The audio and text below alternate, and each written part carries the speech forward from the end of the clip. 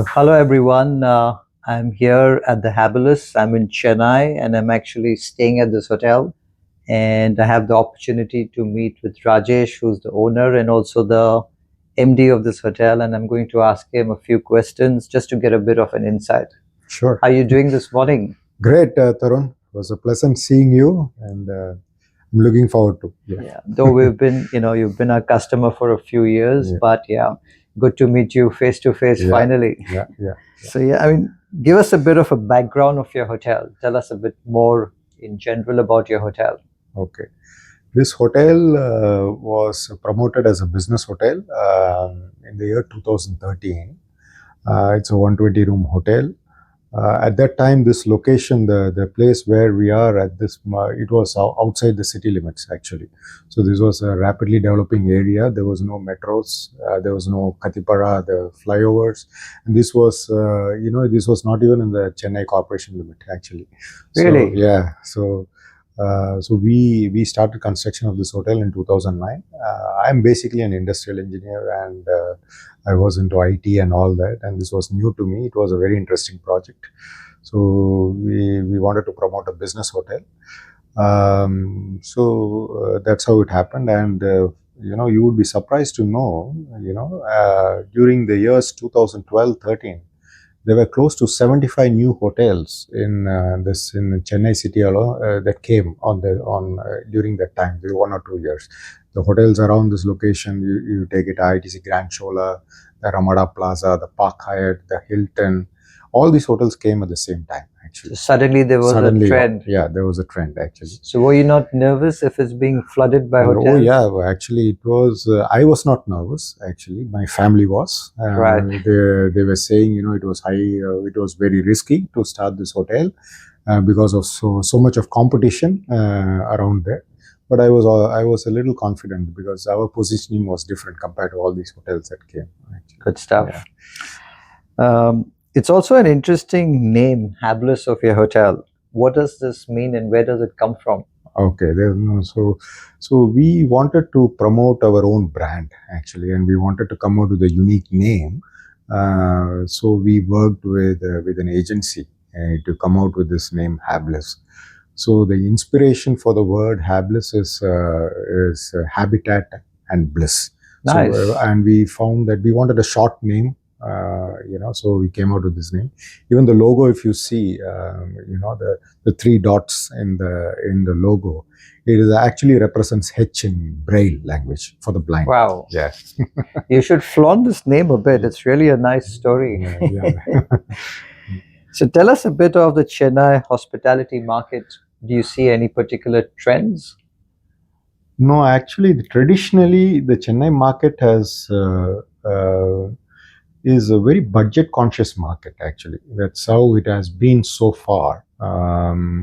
You never see a big brand like the Oberoi's or any big brand like the Reetz's or the higher end brands that are coming to the hotel, and it has never worked out. Even the JW Marriott, they wanted to come and it got stalled. The project got stalled. Taj has got, I think, about 2-3 properties. I've stayed at a couple. Taj has more than 7 properties here. Actually. Yeah, so but I am talking about a really upscale, more than that actually. Right. So that's this market is a little budget conscious actually. I see. We don't have the kind of rates that even cities like Bangalore or they charge. So it has always been a very budget conscious market. But off late, post COVID, I see that especially the 5-star hotels and the branded hotels have a lot of pricing power actually. So I think they earlier the rates between independent hotels like us and the branded hotels were not much. The difference were not much actually. I mean, the maximum it would be around 20-25%. Now today we see a huge difference, with the pricing power that and people are ready to pay actually.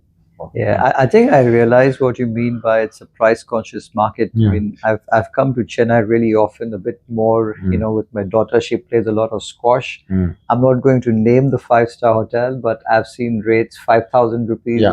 Yeah. Including breakfast, lunch, and dinner for 2. Yes, that's how it is. So that was a real treat, and that's where I connect to what you're saying. You also have some decent banquet space. What do you do differently to attract selling your banquet space? Actually, we don't do much difference. I think banquet is again like rooms. It's a location specific business. I think this location is a great is a great advantage for the customers from different parts of the city to congregate here. Actually, I think that plays a natural. This we don't have many banquet halls. We just have one large hall and a smaller hall. So there's always high demand for our banquet. So the only difference that we try to do is from the food and service part that we Right. try to you know exceed expectations of the customers. We always surprise them with something that they are not looking for. Nice. So, yeah. I tell you, I'm looking forward to lunch today after you're saying that. So after COVID, like most hotels, sales and average room rates have gone through the roof. Have you managed to cash in with this spree? We were able to cash in, but not as much to the extent of what other bigger brands have done. We have been slowly catching up to the rates. So one thing that we have gone away with is the annual contracts and all that you typically used to have with corporates. Those things don't work because the market has become so dynamic, and the pricing is dynamic, and slowly the traditional concepts of selling are slowly going away. And I think the customers are also able to respect that the pricing is dependent on the demand. We do realize, surprisingly, we do realize these things are happening for the food and beverage business also. There's no more one rate, actually. It's always driven by demand, actually. And revenue management plays an important role, for the hotel, and how dynamic we are in trying to estimate the demand and price it. That's where the game is, actually. It does get a little controversial, right? I mean, because at times, this is from the customer point of view staying in your hotel. They would think it's not really ethical, with the rates fluctuating so much. Though I'm fully with you, you're running a business, across, and it has to be dynamic, and you've got to see your profitability as well. But what are your thoughts on what the customer says? Because they think it's a bit. No, I think the customer is getting used to it, actually, because even if you look at the same hotel rates, I mean, today you can open up any hotel, any business hotel, and you can see, I don't want to name the hotel. Today I was looking at the rates of our competitor hotel. I mean, they were charging around 14,000 rupees Wow. today, and tomorrow the rate is 6,000 rupees for the same hotel. I think the customer has accepted, and that's allowing the hotels to price it that way, actually. I tend to agree. Yeah. So, do you think this positive trend, is going to continue for a while? I think so. I think that's our expectation. I think I think businesses are cyclical, and hotel business is more so. I think we have seen a boom time, in the late 90s to around 2010. Around that time, the hotel industry was booming, and there was a down cycle. After that. The last, I would say, last 10 to 12 years, we have not, the hotel industry has not been that great. I think it's regaining its glory again. There were no much. So, do you think the rates have gone up to those 2007, 8 No, rates? no. Actually, I think the rates have gone higher. Actually, Okay. I believe the rates have gone a little higher. It kind of matches up. But I was talking to another hotelier in Delhi. I've just come from Delhi yesterday, and he had a valid point, really, because he reckons the rates have matched the 2007-8 rates, but he's saying you look at the US dollar, what the US dollar was then Yeah. and what it is now. So No. even if we match the rates, he reckons there's still potential for more, because now still your international flow is to start, right? Correct. So yeah, so you reckon it will be for the next couple of years, the positive trend? Not couple. I think it might continue for a decade. Actually, as I said, Wow. it will be a cyclical thing. What happens is it's basically the rates are dependent on the supply and demand. Yeah. I think, as I mentioned to you earlier, when I was opening the hotel, there were 75 hotels, new hotels being opened at the same time.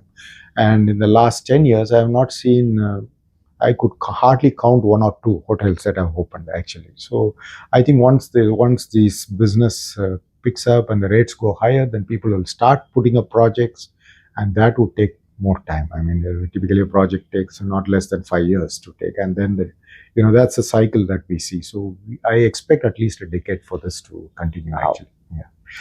Sounds good for the hotels. Yeah, good for the hotel industry. Yeah. So, which is your favorite hotel in Chennai? And of course, it need not be Hablis, or should it be Hablis? What do you see as another nice hotel? Yeah, my favorite hotel is the Taj Kanimara. Actually. Right. Yeah, it's a heritage property. I mean you wouldn't find such a hotel. It's not like a hotel. It's such a large property, and it's a heritage property, and it's more residential, and I mean you don't see any crowds there. I mean it's a fantastic property. I don't think any other hotel matches to. I've stayed there actually 6 years ago, and I agree with you. Yeah. So parallel to that, which is your favorite dining restaurant in Chennai? I think it's the same in Taj Kanimara. I love the Raintree restaurant. I mean, which is the Chettinad, South Indian cuisine restaurant. I love the food and the service and the ambience and everything. So there are customers I've stayed there as well, and I think they're going for a full renovation. So they have renovated the hotel. Yeah. I'm not sure about the restaurant. I think they renovated the hotel and it's come out pretty well. Actually. Yeah, I think they're still going for one more renovation. Oh, is that right? Okay. I may be wrong, but yeah. So how do you differentiate your hotel from competitors? I think the way we have differentiated and we are going to differentiate in future is we are a hotel here. I mean, I can only talk with location specific. There are different ecosystems within the Chennai city itself. In this ecosystem where we are located, I think there are a lot of premium brands that have come around, and they have higher pricing power. We would be positioned as a budget business hotel. Actually, very very very budget friendly for the corporates. Where usually they are tight on budgets, So we would be a hardcore corporate hotel, and we would stick to our the TGS corporates only. Yeah, we may not get into things like what you do for a social get together or whatever. So we are actually trying to reposition ourselves as a hardcore corporate hotel. Actually. Nice. Yeah. So, a lot is happening in the industry with add-on sales. Everyone's trying to encash a bit more on that. For example, discounted spas, free laundry. How do you focus on upselling your add-ons? Actually, since I say that we are going to position as a corporate hotel, they want all the things to be predetermined. There's a corporate rate and a package for it. So we may not have too many options for upselling, because we are narrowing down our focus on that. Purely corporate. Purely corporate. But within corporate itself, you would see different requirements. There are people who stay for a week or a month, or people, typically it's a short stay, 1 or 2 nights actually, or people who are staying in the weekends. It's corporate staying in the weekends is a different story. So we would try to offer our services, fine-tune our services, customize our services, depending on the type of need that they have, depending on the length of stay or the time of stay or things like that. So that's what we would try to do. Nice. So we might package it. We may not sell it as an add-on. We might package it as part of the room and offer those services. Actually, fantastic. Yeah. Well, the last one, and so you travel overseas. Which is your location, and do you see different trends overseas which you would like to implement here in your hotel within Chennai?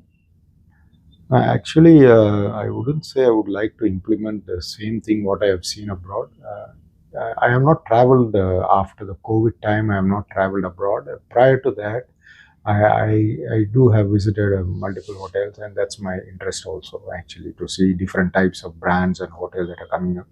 One particular brand that I was fascinated with is called the Citizen M Hotels, actually, based out of Amsterdam. And now they are one of the fastest growing chains, actually. Right. And it's a business hotel, and they are typically located in an airport city It's a hardcore business hotel. So I love the positioning. Very very there's no clutter. It's hardcore positioned for a business traveler, and they have stripped down the unnecessary stuff from the hotel, and they're very very focused. But they provide those services at very very high quality actually. So that's how I would take an inspiration from them and try to narrow down the focus and focus on the core rather than offering anything and everything to the hotel. And that's the idea that I'm trying to pick up and trying to implement here. Nice. Yeah. Booking.com is actually they're Amsterdam based, and they have this event every year called the Click event, and they have it I think this year sometime in May as well. You should consider going for that. Okay. Kill two birds with one stone. Sure. No, I have stayed in their hotels. I have stayed in their London property actually. I love the hotel, the way they have done. Awesome. Yeah. Rajesh, thank you so much. It's a pleasure staying with you over here, and definitely to many more catch-ups. Thanks for your time. Thank you, Tarun.